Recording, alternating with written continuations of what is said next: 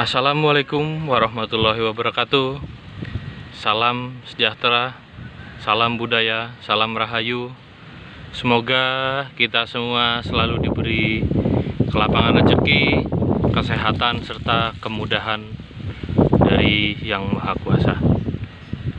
Baik teman-teman, dalam video kelima saya kali ini, saya akan membahas sebuah pusaka berbentuk keris yang saya dapatkan dari rekan kita juga, pebursa Tosan Aji dari daerah Jawa Timur, Kabupaten Malang tepatnya. Nah, keris ini menurut saya cukup istimewa karena agak jarang untuk ditemui di bursa Tosan Aji di Facebook maupun media online yang lain. Seperti ini wujudnya atau bentuknya dari pusakanya, dari warangkanya. Jika kita lihat teman-teman, warangka yang seperti ini adalah warangka model gayaman bergaya Solo atau Surakarta. Bedanya dengan Jogja, kalau di Jogja dari sini membulat turun ke bawah, langsung membulat turun ke bawah. Ini agak naik dulu ke atas baru turun ke bawah, dengan deder yang cukup unik. Jika kita lihat dari sini, deder atau handle ini sepertinya awalnya diniatkan untuk dibentuk ukiran berbentuk manusia atau raksasa, namun dengan kondisi yang belum selesai diukir, jadi agak kurang rapi atau mentah seperti ini. Nah, namun ini malah justru menambah kesan wingit atau kesan gagah dari, atau kesan angker dari pusaka ini. Lanjut untuk mendaknya, mendak seperti ini saya lupa namanya, tapi bahannya kuningan. Kembali lagi ke warangka, kalau materialnya kayu seperti ini, jika kita lihat, jika dikenakan dengan sinar matahari ada efek nginden. Begitu pula di bagian gandarnya ada efek nginden seperti ini. Sepertinya prediksi saya ini adalah warangka berbahan kayu trembalu, namun sepertinya trembalu Jawa karena efek ngindennya yang kurang gemerlap seperti trembalu Aceh atau trembalu Kalimantan. Baik teman-teman, kita lihat langsung isinya atau dalamnya pusakanya seperti apa. Bismillahirrahmanirrahim.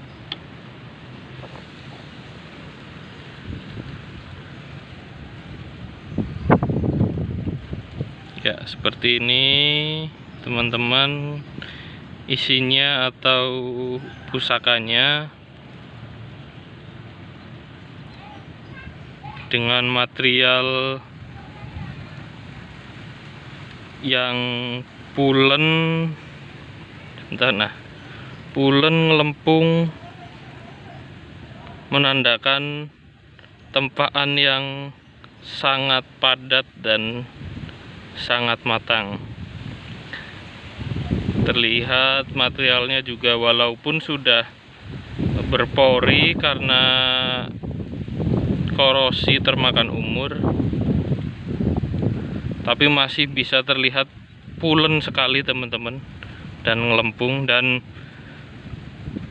besinya yang terlihat relatif basah dan berminyak, walaupun ini belum saya minyaki teman-teman.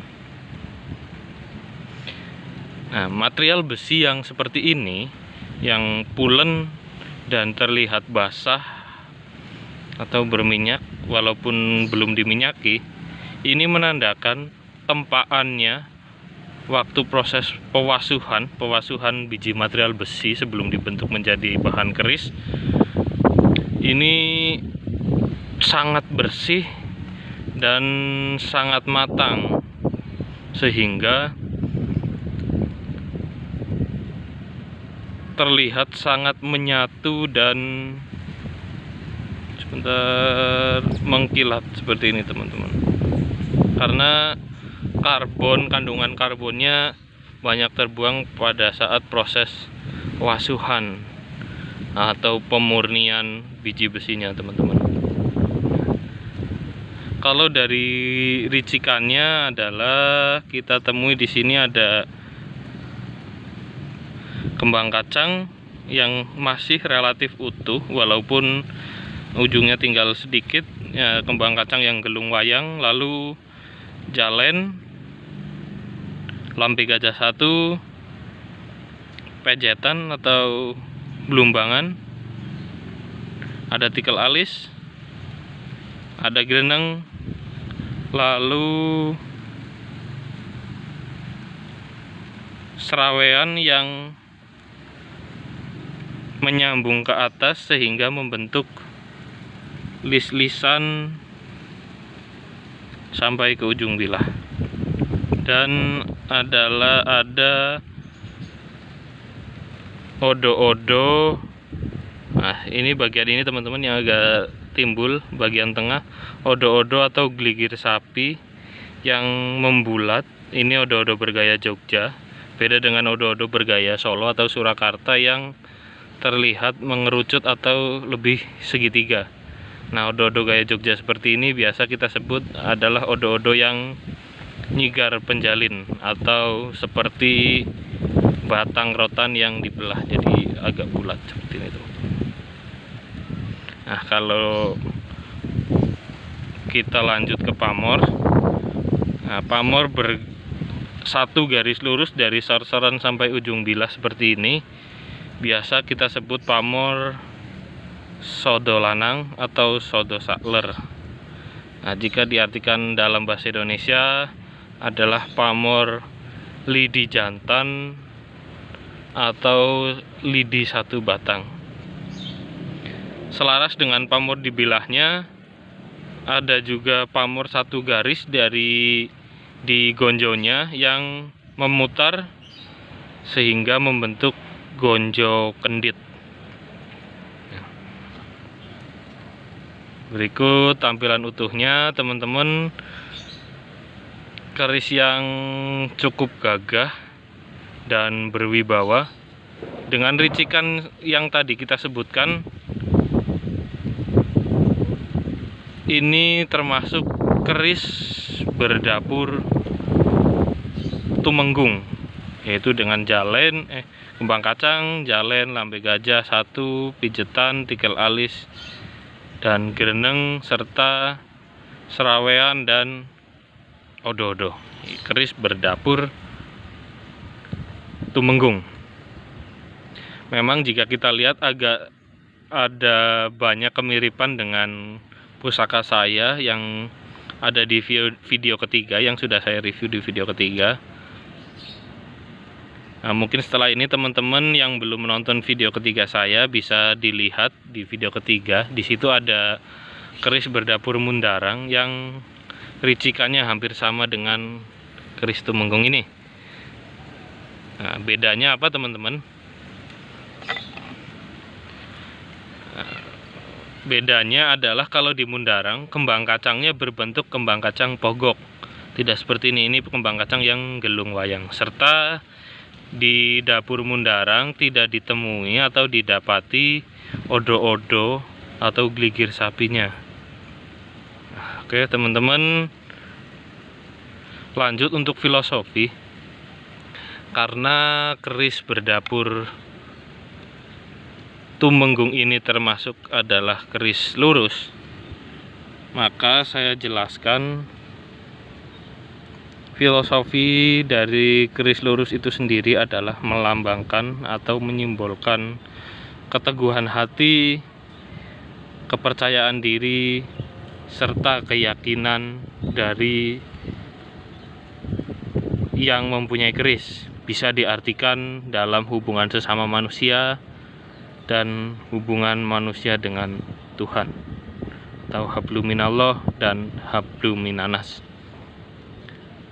Senada dengan filosofi dari bentuk kerisnya yang lurus, filosofi dari pamornya pun jadi pendukungnya, yaitu satu garis lurus dari bawah sampai ujung bilah. Dengan pamor sodolanang seperti ini hampir sama, filosofinya adalah keteguhan hati, kemantapan hati, dan kewibawaan si pemilik keris. Berlanjut untuk estimasi atau tangguhnya, dari ciri-ciri material besi yang sangat pulen dan sangat matang seperti ini, teman-teman bisa kita lihat keris ini basah tanpa diminyaki, berminyak tanpa diminyaki, dan tempaan yang matang jika dilihat dari materialnya. Dan jika dilihat dari gaya ricikannya, seperti odo-odo yang bergaya Jogja, lalu ekor gonjo yang menyambung ke wadidang ini terlihat cekung atau merawu seperti ini. Ini bisa kita sebut adalah keris bergaya HB atau Hamengkubuanan atau Yogyakarta.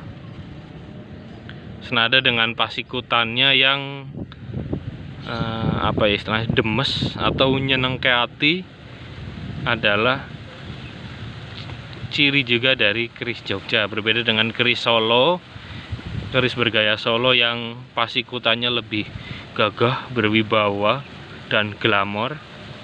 Nah, keris yang sederhana seperti ini, pamornya sederhana walaupun memang pamornya deling, sebagai ciri dari keris nom-noman.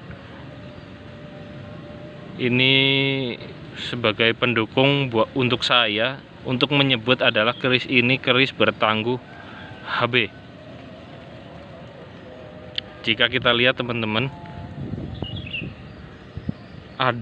mungkin ada kemiripan dengan tangguh lain, yaitu kita lihat seperti yang tadi kita bahas, ricikannya bergaya HB atau Yogyakarta, namun bentuk wilahnya dari batas ini sampai ke atas, sekilas menurut saya ini berbentuk seperti godong pohong, yang mana itu merupakan ciri khas tangguh Mageti. Tangguh Mageti adalah memang udah ketetapan tangguh Mageti, yaitu bergaya sor-soran HB lalu wilahnya PB.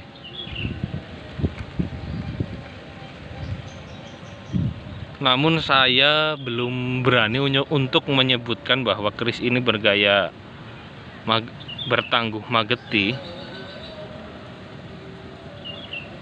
dikarenakan gonjonya ini agak naik ke atas atau biasa kita sebut nungkak. Sedangkan tangguh Mageti seperti yang kita ketahui, gonjonya ini garis ini lurus tanpa nungkak ke atas. Sehingga jika disuruh untuk memperkirakan eranya, saya ambil jalan tengah untuk menyebut keris ini adalah era yang sejaman dengan Empu Mageti I atau Empu Guno Sasmito. Yang sejaman waktu itu adalah Sinuwun atau Ngarso Dalem HB 4. Jadi kesimpulan untuk perkiraannya, keris ini adalah keris bergaya HB bertangguh atau era HB 4. Keris Tumenggung, pamor sodolanang, tangguh HB, era HB 4. Sekian dari saya untuk review kali ini. Mohon maaf jika ada salah-salah kata atau kekeliruan dalam menyampaikan tangguh maupun filosofi dari kerisnya. Mohon untuk dikoreksi teman-teman dan para senior. Diungkapkan koreksi Anda di kolom komen di bawah. Saya akan mengapresiasinya sangat besar. Sekian, saya tutup. Assalamualaikum warahmatullahi wabarakatuh. Salam Rahayu, salam budaya, merdeka.